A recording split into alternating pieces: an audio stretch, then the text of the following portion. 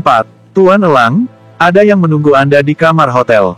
Seorang pelayan hotel telah berdiri di belakang Elang.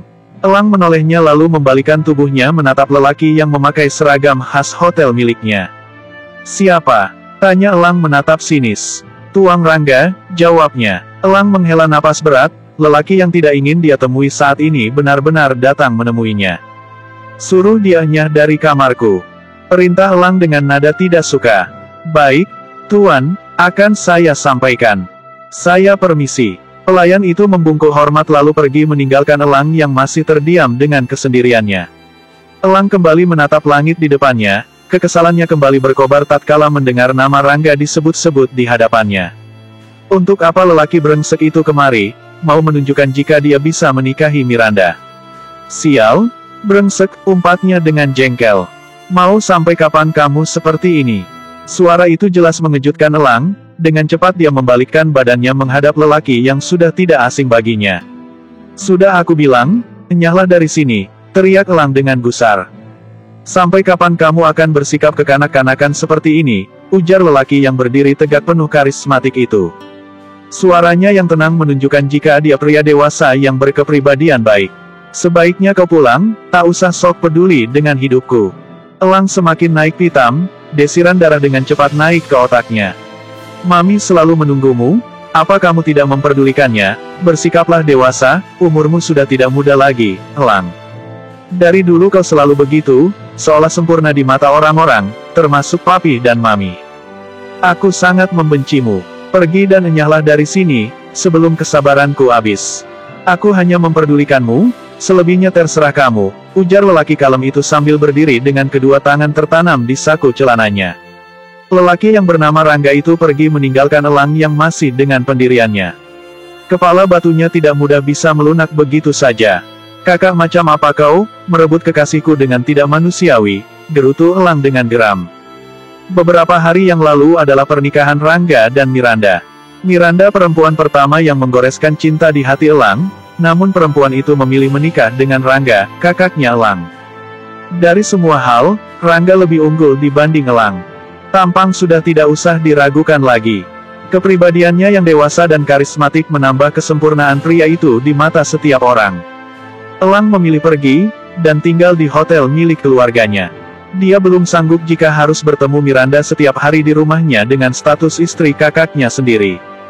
Sementara itu, di lorong ruangan bangsal sebuah rumah sakit yang sudah mulai sepi. Joanna berjalan cepat dengan langkah pasti, wanita cekatan, pemberani dan prinsipil melekat erat pada sifatnya selama ini. Greg, suara getaran handphonenya kembali terdengar di saku jaketnya. Dengan cepat dia merogoh handphone dan langsung melihat isi pesan masuk. Elang, kesini, sekarang. 10 menit dari sekarang. Kapan kamu bertindak tidak seenaknya? Kamu tidak lihat ini sudah jam berapa? Sebentar lagi pagi. Bahkan aku sendiri belum tidur sedetik pun. Elang, tidak ada alasan. Ingat kontrak kerjamu. Joanna segera menutup handphonenya dengan jengkel. Ih, apa maunya lelaki ini? Membuatku jengkel saja, gerutu Joanna. Joanna mengurungkan niatnya untuk menemui mamanya malam itu. Mama Shirley pasti bertanya panjang lebar jika Joanna datang dan harus segera pergi lagi. Joanna segera menuju kasir rumah sakit. Berapa jumlah pembayaran Ibu Shirley Amanda? Tanya Joanna pada seorang kasir di depannya. Seluruh total pengobatan dan perawatan selama 3 minggu adalah 65 juta rupiah, ujar seorang kasir setelah melihat layar komputer di depannya. Joanna mengeluarkan uang dari dalam kopernya lalu membayarkan sesuai total tagihan rumah sakit itu. Kira-kira biaya operasi untuk Ibu Shirley Amanda, berapa ya? Tanya Joanna penasaran. Ini hanya perkiraan saja ya, Bu, Anda bisa menyiapkan uang di atas 100 juta rupiah. Karena kita belum tahu efek setelah operasi pada pasien, tutur kasir itu. Joanna hanya mengangguk, lalu duduk di bangku pasien yang sudah mulai sepi, pandangannya lurus memikirkan biaya ke depannya setelah uang yang baru dia dapatkan dari Elang benar-benar habis. Hampir saja aku lupa, lelaki menyebalkan itu pasti sedang menungguku, gumam Joanna sambil melangkah pergi keluar dari gedung rumah sakit. Joanna kembali menemui Elang malam itu. Dirinya seakan tak berdaya karena kontrak kerja yang mengikatnya tanpa toleransi sedikitpun.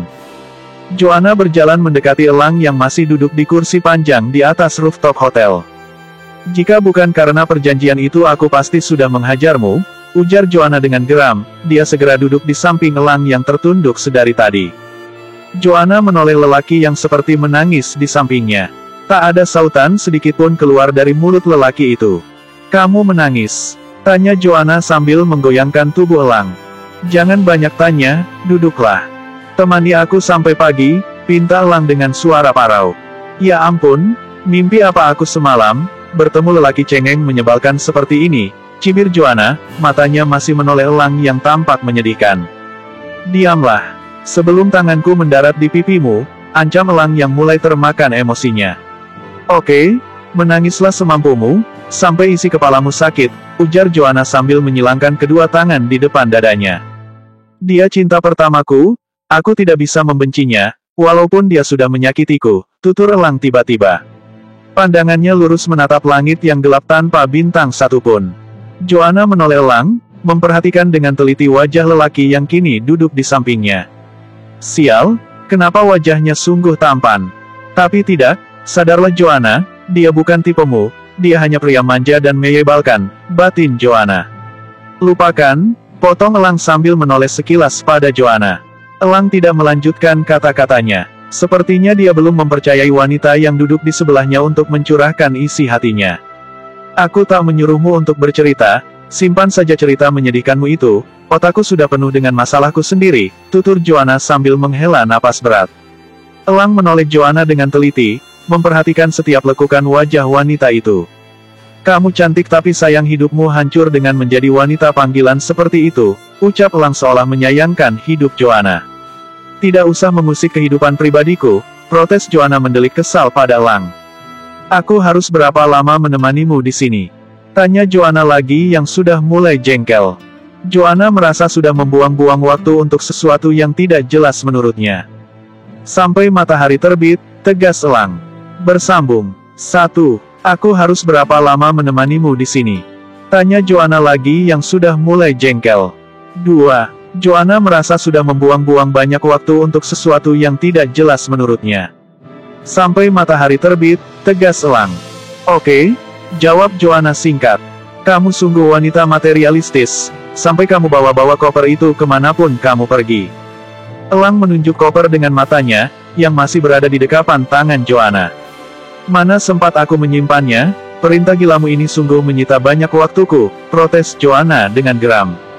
"Berhentilah mengumpatku, kamu sudah kubayar." Semua terdiam, seolah terhanyut dalam pemikiran masing-masing di tengah keheningan malam itu. Joanna merasa lelah, dia berusaha membelalakan matanya berkali-kali untuk melawan rasa kantuk yang menyerangnya. Beberapa kali pula Joanna menguap, mengekspresikan rasa kantuknya. Dan akhirnya, dia tidak bisa menahan lagi rasa kantuknya, kepalanya terkulai lemas di sandaran kursi panjang itu, dengkuran kecil keluar dari bibir ranumnya.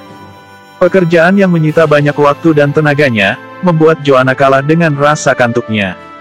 Elang masih saja menatap langit di depannya, entah kenapa Elang merasa tenang jika berada di rooftop hotel itu. "Besok pagi kah?" Elang menghentikan kata-katanya ketika melihat kepala Joanna sudah terkulai di sandaran kursi tepat di pinggirnya. Tubuhnya melorot, namun Joanna tetap saja terlihat nyenyak dengan posisi seperti itu.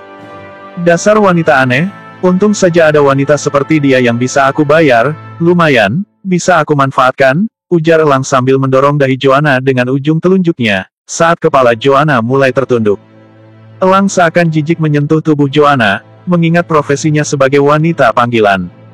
Diperjelas dengan Joanna tak pernah menyangkal semua tuduhannya. Joanna mengerjapkan matanya, matanya terbelalak lebar saat mendapati dirinya berada di sebuah kamar hotel. Joanna masih tidak mengerti dengan apa yang telah terjadi pada dirinya. Joanna segera mengintip tubuhnya di bawah selimut putih yang melingkar di atas tubuhnya. Joanna menarik napas lega ketika bajunya masih melekat erat di tubuhnya. Joanna teringat koper yang berisi uang miliknya. Dia segera menyibakkan seluruh selimut yang menutupi tubuhnya. Mencari-cari keberadaan uang yang sangat berarti untuknya. "Kamu cari ini." Elang berjalan mendekati Joanna lalu melempar koper ke atas tempat tidurnya. Dengan cepat Joanna mengambil koper itu lalu memeluknya dengan erat. "Apa yang kamu lakukan kepadaku?" Tanya Joanna membidikkan matanya penuh curiga. Kamu seharusnya berterima kasih kepadaku. Tidur nyaman di hotel dengan gratis, tegas Elang dengan santai. Tapi tetap saja kamu tidak sopan, protes Joanna sambil melotot. Siapa yang membawaku ke sini? Tanya Joanna lagi dengan jengkel. Matanya semakin tajam menatap Elang yang terlihat santai sambil membenamkan kedua tangan di dalam saku celananya. Pegawai hotel yang membawamu ke sini, jawab Elang pelan. Apa? Joanna tersentak, matanya memerah, kepalanya terasa bertanduk ketika mendengar penjelasan dari lelaki yang paling menyebalkan di depannya. Bu, Joanna melempar bantal pada tubuh Elang. Apa yang kamu lakukan? Dasar cewek gila, teriak Elang. Walaupun lemparan itu tidak terasa sakit untuknya, tetap saja dia merasa geram dengan tingkah laku Joanna. Semua itu tidak sebanding dengan rasa maluku, saat pelayan hotel menggendongku kemari, ujar Joanna dengan jengkel. Kamu bisa membangunkanku tanpa harus menyuruh orang membawaku kemari, protes Joanna lagi seakan semua kekesalannya belum keluar sempurna dari dalam hatinya. Joanna segera bangun dari tempat tidurnya, ia ingin segera keluar dari kamar hotel yang membuatnya jengah.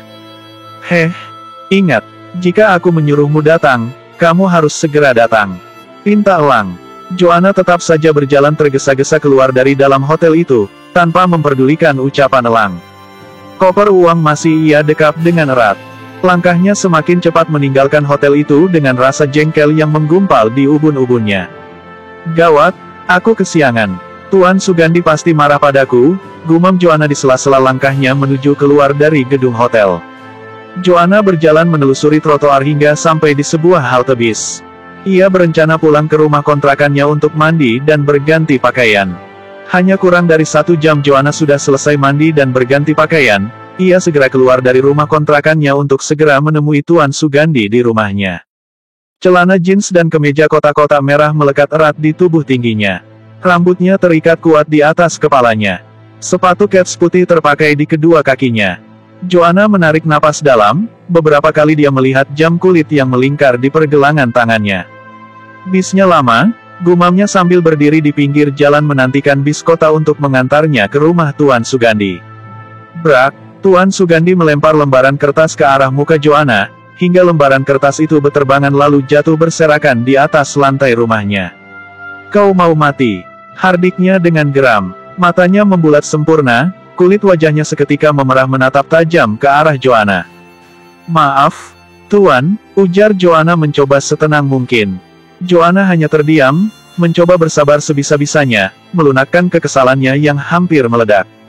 Tarikan napas dalam dia lakukan berkali-kali untuk meredam emosinya. Kau bukan hanya telat 5 atau 10 menit tapi kau telat 1 jam.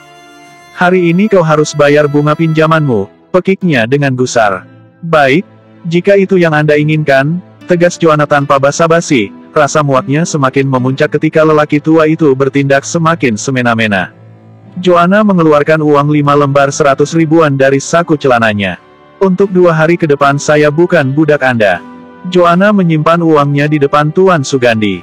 Joanna segera berlalu dari hadapan pria menyebalkan itu. Langkahnya dengan cepat meninggalkan kediaman Tuan Sugandi, pria kaya raya yang tidak mempunyai hati nurani sedikitpun. Tuan Sugandi terdiam, wajahnya mengkerut melihat kepergian Joanna yang semakin menjauh dari pandangannya. Ia hampir tidak percaya dengan apa yang dilakukan Joanna, dia hanya menggertak gadis itu agar menyerah pada kemauannya, karena ia sudah yakin jika Joanna tidak akan sanggup untuk membayarkan bunganya walau untuk sehari. Namun semua di luar perkiraan Tuan Sugandi. Dari mana wanita itu bisa mendapatkan uang? Bukannya dia selalu aku siksa dengan waktu dan pekerjaannya, gumam lelaki itu sambil menyipitkan matanya penuh amarah. Joanna memantapkan langkahnya meninggalkan kediaman Tuan Sugandi menuju rumah sakit. Sudah beberapa hari ia sibuk dan hampir tidak ada waktu untuk Mama Shirley. Hari ini Joanna berencana akan menghabiskan semua waktunya bersama Mama Shirley. Bersambung.